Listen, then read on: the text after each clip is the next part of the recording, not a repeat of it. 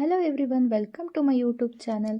ಯಾರೆಲ್ಲ ನಮ್ಮ ಚಾನಲ್ನ ನೋಡ್ತಾ ಇದ್ದೀರಾ, ಇನ್ನು ಸಬ್ಸ್ಕ್ರೈಬ್ ಮಾಡ್ಕೊಂಡಿಲ್ಲ ಅಂದರೆ ಸಬ್ಸ್ಕ್ರೈಬ್ ಮಾಡ್ಕೊಳ್ಳಿ. ಹಾಗೆ ಪಕ್ಕದಲ್ಲಿರೋ ಬೆಲ್ಲೈಕನ್ನು ಪ್ರೆಸ್ ಮಾಡೋದ್ರಿಂದ ನಾವು ಅಪ್ಲೋಡ್ ಮಾಡೋ ಪ್ರತಿಯೊಂದು ನೋಟಿಫಿಕೇಷನ್ ನಿಮಗೆ ಬರುತ್ತೆ. ಹಾಗೆಯೇ ನಾನಿವತ್ತು ಈ ವಿಡಿಯೋದಲ್ಲಿ ಸೂಪರ್ ಡೆಲಿಷಿಯಸ್ ಆಗಿರುವಂಥ ಅವಕಾಡೋ ಐಸ್ ಕ್ರೀಮ್ನ ಮನೆಯಲ್ಲೇ ತುಂಬ ಸಿಂಪಲ್ಲಾಗಿ ಹೇಗೆ ಮಾಡೋದು ಅಂತ ಹೇಳ್ಕೊಡ್ತಾ ಇದ್ದೀನಿ. ಅವಕಾಡೋ ಅಂದರೆ ಬಟರ್ ಫ್ರೂಟ್ ಇರುತ್ತಲ್ವ, ಇದರಲ್ಲಿ ನಾವು ಐಸ್ ಕ್ರೀಮ್ನ ಮಾಡ್ಬೋದು ಮನೆಯಲ್ಲೇ. ನಾನು ಇದಕ್ಕೆ ಫಸ್ಟು ಬಟರ್ ಫ್ರೂಟ್ನ ತೊಗೊಂಡಿದ್ದೀನಿ. 3 ಬಟರ್ ಫ್ರೂಟ್ನ ನಾನು ಇಲ್ಲಿ ತಗೊಳ್ತಾ ಇದ್ದೀನಿ. ಇದನ್ನು ಮಧ್ಯದಕ್ಕೆ ಹೀಗೆ ಕಟ್ ಮಾಡಿದ್ರೆ ನೀಟಾಗಿ ಹಣ್ಣೆಲ್ಲ ಬಿಡಿಸ್ಕೊಳ್ಬೋದು. ಸಿಪ್ಪೆ ಎಲ್ಲ ಸೆಪ್ರೇಟ್ ಮಾಡಿಕೊಂಡು ಹಣ್ಣನ್ನು ಮಾತ್ರ ನಾವು ಇಲ್ಲಿ ಮಿಕ್ಸಿ ಜಾರ್ಗೆ ಹಾಕ್ಕೊಳ್ಬೇಕು. ನೀವು ಎಷ್ಟು ಹಣ್ಣಲ್ಲಿ ಬೇಕಾದರೂ ಮಾಡ್ಕೊಳ್ಬೋದು. ನಾನಿಲ್ಲಿ 3 ಹಣ್ಣನ್ನು ಹಾಕ್ಕೊಂಡಿದ್ದೀನಿ. ಹಾಗೆ ಸ್ವಲ್ಪ ಸ್ವೀಟ್ ಬೇಕು ಅಂತ ಹೇಳಿದ್ರೆ ಒಂದು 2 ಸ್ಪೂನಷ್ಟು ಶುಗರ್ನ ಪೌಡರ್ ಮಾಡ್ಕೊಳ್ತಾ ಇದ್ದೀನಿ ನಾನು. ನೀವು ಬೇಡ ಅಂತ ಹೇಳಿದ್ರೆ ಸ್ಕಿಪ್ ಮಾಡ್ಕೋಬೋದು. ಮನೆಯಲ್ಲೇ ನೀವು ಫ್ರೆಶ್ ಕ್ರೀಮ್ನ ಕೂಡ ಮಾಡ್ಕೊಳ್ಬೋದು. ನಾನಿಲ್ಲಿ 1 ಕಪ್ ಹಾಲನ್ನ ತೊಗೊಂಡಿದ್ದೀನಿ. ಇದನ್ನ ಬಿಸಿ ಮಾಡ್ತೀನಿ. ಇದು ಚೆನ್ನಾಗಿ ಬಾಯ್ಲ್ ಆಗ್ತಾ ಇರಬೇಕಾದ್ರೆ ಚೆನ್ನಾಗಿ ಸ್ಟಿರ್ ಮಾಡಬೇಕು. ಈ ರೀತಿ ತುಂಬಾ ಬಾಯ್ಲ್ ಆಗಬೇಕಿದು. ಇದು ಚೆನ್ನಾಗಿ ಕುದಿದ ಮೇಲೆ ನಾವೇನು ಮಾಡಬೇಕು, ಕಾರ್ನ್ಫ್ಲೋರ್ ಮತ್ತು ನೀರನ್ನು ಮಿಕ್ಸ್ಚರ್ ಮಾಡಿಕೊಂಡು ಎರಡನ್ನೂ ಮಿಕ್ಸ್ ಮಾಡಿಕೊಂಡು ಇದಕ್ಕೆ ಹಾಕ್ಕೊಳ್ಬೇಕು. 1 ಸ್ಪೂನ್ ಅಷ್ಟು ಕಾರ್ನ್ಫ್ಲೋರ್ನ ನೀರಿಗೆ ಹಾಕ್ಕೊಂಡು ಇದಕ್ಕೆ ಚೆನ್ನಾಗಿ ಮಿಕ್ಸ್ ಮಾಡ್ಕೊಳ್ಬೇಕು. ಇದು ಚೆನ್ನಾಗಿ ಕುದೀತಾ ಇರಬೇಕಾದ್ರೆ ಒಂದು ಥಿಕ್ ಪೇಸ್ಟ್ ಫಾರ್ಮ್ ಆಗುತ್ತೆ.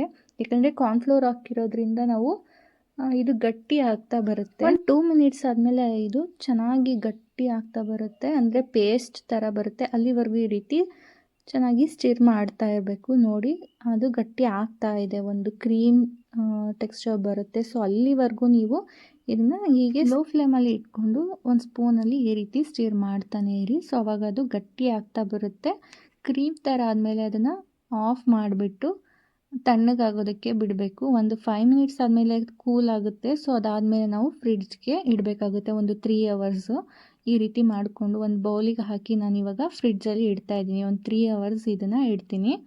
ಸೊ ಇದಾದಮೇಲೆ ನೀವು ಅವಕಾಡೋ ಐಸ್ ಕ್ರೀಮ್ ಮಾಡೋದಕ್ಕೆ ಅದನ್ನು ಮಿಕ್ಸ್ ಮಾಡ್ಕೊಳ್ಬೇಕಾಗುತ್ತೆ. ಸೊ ನಾನೀಗ ಬಟರ್ ಫ್ರೂಟ್ನ ಕೂಡ ಗ್ರೈಂಡ್ ಮಾಡ್ಕೊಂಡಿದ್ದೀನಿ ಚೆನ್ನಾಗಿ. ಸೊ ಈಗ 3 ಅವರ್ಸ್ ಆದಮೇಲೆ ನೋಡಿ, ಒಂದು ಫ್ರೆಶ್ ಕ್ರೀಮ್ ಅಂತ ರೆಡಿಯಾಗಿದೆ. ಸೊ ನೀವು ಅದನ್ನು ಮಿಕ್ಸ್ ಮಾಡ್ಕೊಳ್ಬೋದು. ಹಾಗೆ ಶುಗರ್ ನಾನಿಲ್ಲಿ ಒಂದು 2 ಸ್ಪೂನಷ್ಟು ಆ್ಯಡ್ ಮಾಡ್ಕೊಳ್ತಾ ಇದ್ದೀನಿ. ಐಸ್ ಕ್ರೀಮ್ಗೆ ನಿಮಗೆ ಸ್ವೀಟ್ನೆಸ್ ಜಾಸ್ತಿ ಬೇಕು ಅಂದರೆ ಆ್ಯಡ್ ಮಾಡ್ಕೊಳ್ಳಿ, ಅದರ್ವೈಸ್ ಇದನ್ನ ಸ್ಕಿಪ್ ಮಾಡ್ಕೊಳ್ಬೋದು. ಟೇಸ್ಟು ಚೆನ್ನಾಗೇ ಇರುತ್ತೆ. ಸೊ ನೋಡಿದ್ರಲ್ಲ, ಎಲ್ಲನೂ ಚೆನ್ನಾಗಿ ಗ್ರೈಂಡ್ ಮಾಡ್ಕೊಂಡಿದ್ದೀನಿ. ಈ ರೀತಿ ಒಂದು ಪೇಸ್ಟನ್ನ ಫಾರ್ಮ್ ಮಾಡ್ಕೊಳ್ಬೇಕಾಗುತ್ತೆ ನಾವು. ಸೊ ಇದಕ್ಕೆ ನಾನು ಕಂಡೆನ್ಸ್ ಮಿಲ್ಕ್ನ ಹಾಕ್ಕೊಳ್ತಾ ಇದ್ದೀನಿ. ನಾನಿಲ್ಲಿ ಮಿಲ್ಕ್ ಮೇಡ್ ಕಂಡೆನ್ಸ್ ಮಿಲ್ಕ್ನ ಹಾಕ್ಕೊಳ್ತಾ ಇದ್ದೀನಿ. ಇದು ಹಾಕೋದ್ರಿಂದ ನಿಮಗೆ ತುಂಬಾ ಚೆನ್ನಾಗಿ ಬರುತ್ತೆ ಐಸ್ ಕ್ರೀಮು.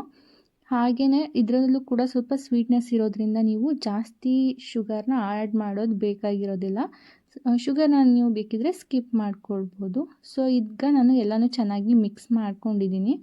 ಸೊ ಈ ರೀತಿ ಒಂದು ಫಾರ್ಮ್ಯಾಟಲ್ಲಿ ನೀವು ನೀಟಾಗಿ ಮಿಕ್ಸ್ ಮಾಡ್ಕೊಳ್ಬೇಕಾಗುತ್ತೆ. ನಾನಿಲ್ಲಿ ಒಂದು ಐಸ್ ಕ್ರೀಮ್ ಬಾಕ್ಸ್ ಇದೆ. ಸೊ ಅದಕ್ಕೇ ನಾನು ಇದನ್ನೆಲ್ಲ ಹಾಕ್ಕೊಳ್ತಾ ಇದ್ದೀನಿ. ನೀಟಾಗಿ ಹಾಕ್ಕೊಂಡ್ಮೇಲೆ ಅದನ್ನು ಒಂದು 2 ಸರಿ ಟ್ಯಾಪ್ ಮಾಡ್ಕೊಳ್ಳಿ. ಏರ್ ಏನಾದ್ರು ಇದ್ದರೆ ಅಲ್ಲಿ ಬಬಲ್ಸ್ ಇದ್ದರೆ ಸರಿ ಹೋಗುತ್ತೆ.